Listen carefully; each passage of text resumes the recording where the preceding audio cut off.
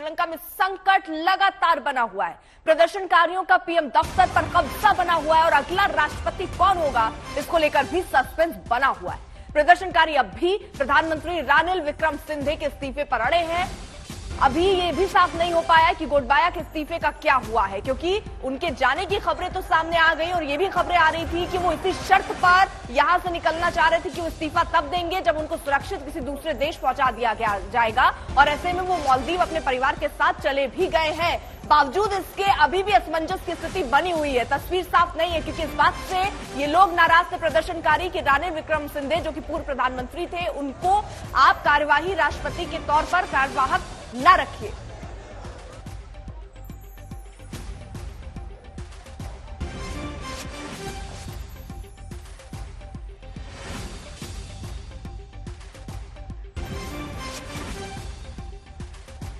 तो श्रीलंका में हालात जो हैं वो बिगड़ते हुए ही नजर आ रहे हैं और सड़कों पर ये प्रदर्शनकारी है। वो प्रदर्शनकारी जो कुछ दिन पहले तक शांत हो गए थे राष्ट्रपति भवन पर कब्जा करने के बाद, जैसे ही उनको ये पता चला कि प्रधानमंत्री और राष्ट्रपति इस्तीफा देने वाले हैं। लेकिन उसके बाद जब एक बार फिर स्थिति कुछ ऐसी बनती नजर आ रही है कि अभी तय ही नहीं है प्रधानमंत्री के बारे में भी और इसके साथ ही साथ राष्ट्रपति के बारे में कि वो इस्तीफा कब देंगे, इसका अभी तक कोई औपचारिक ऐलान नहीं हुआ।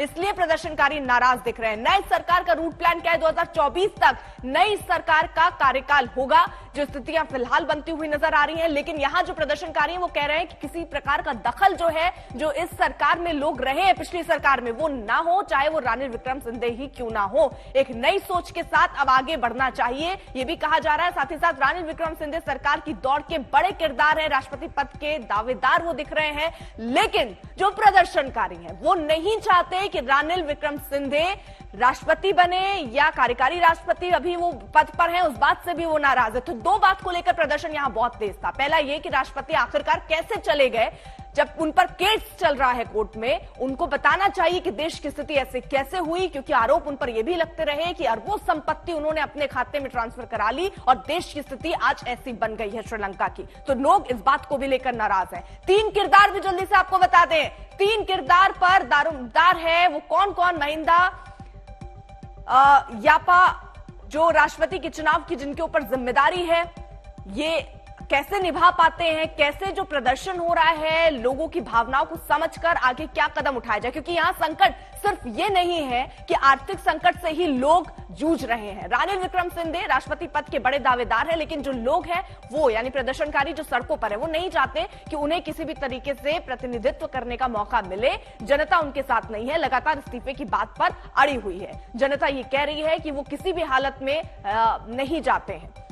वही प्रेमदासा, ये एक बड़ा नाम था विपक्ष का, जिसको लेकर लोग ये कह रहे थे कि उनको जिम्मेदारी सौंपी जा सकती है, वो नए सिरे से सोच सकते हैं। ये भी प्रमुख दावेदार हैं। लेकिन अब आज श्रीलंका की स्थिति को देखते हुए क्या फैसला लिया जाता है ये देखना होगा, क्योंकि प्रदर्शन लगातार सड़कों पर हो रहे हैं। इसी को देखते हुए आपातकाल की घोषणा भी कर दी गई। पहला आपातकाल 2 अप्रैल को लगा था, जब राष्ट्रपति भवन के बाहर प्रदर्शन हुआ। उसके बाद 6 मई को अगला आपातकाल लगा था, क्योंकि 2 तारीख को जो आपातकाल लगा वो 5 दिन में ही हटा लिया गया।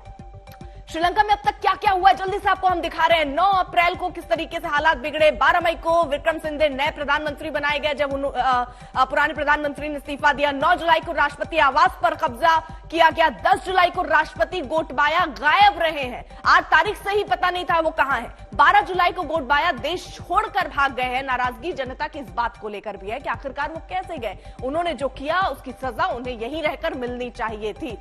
अब किस तरीके के हालात श्रीलंका में बने हुए हैं, आपको एक ग्राउंड रिपोर्ट है, हमारे सहयोगी आज तक की टीम पहुंची है ग्राउंड पर, वो ग्राउंड रिपोर्ट देखिए।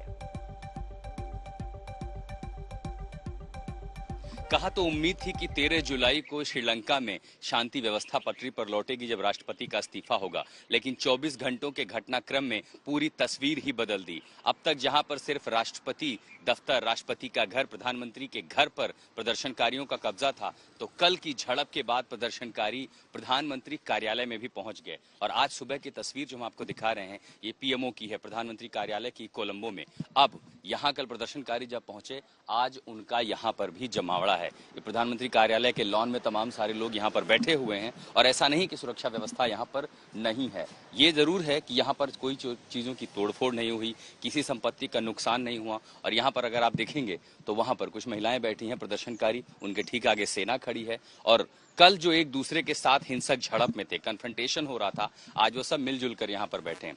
दूसरी तरफ भी इन प्रदर्शनकारियों को यहाँ से हटाने की कोशिश पुलिस, सशस्त्र बल या सेना भी नहीं कर रही। हालांकि बीती रात कुछ कोशिशें हुई थी, लेकिन अब जाकर के आज सुबह अगर आप कुछ देख पाएंगे तो वो शांति और जितनी सबसे बड़ी संस्थाएं हैं जहां से देश चलता है उन तमाम जगहों पर, क्योंकि ये कोई आवास नहीं, ये कोई बिल्डिंग नहीं, बल्कि अपने आप में ये एक संस्थाएं हैं। और अब इन जगहों पर अगर आप कुछ देखेंगे तो वो है प्रदर्शनकारियों का कब्जा। प्रधानमंत्री कार्यालय के बाहर की जो तस्वीर है उसमें बड़ी संख्या में जो कमांडो हैं उनको लगाया गया है, पुलिस है, सेना है, एयरफोर्स के जो जवान हैं, इन सबको लगाया गया है। वो इसलिए कि कानून व्यवस्था खराब ना हो। इसी सड़क पर जब मैं खड़ा था, ये एपी सेंटर था 13 जुलाई के प्रदर्शन का। आक्रामक भीड़ जो आ रही थी, एक तरफ से टीयर गैस चल रहे थे, हवा में गोलियां चलाई जा रही थी, ऊपर हेलीकॉप्टर घूम रहा था।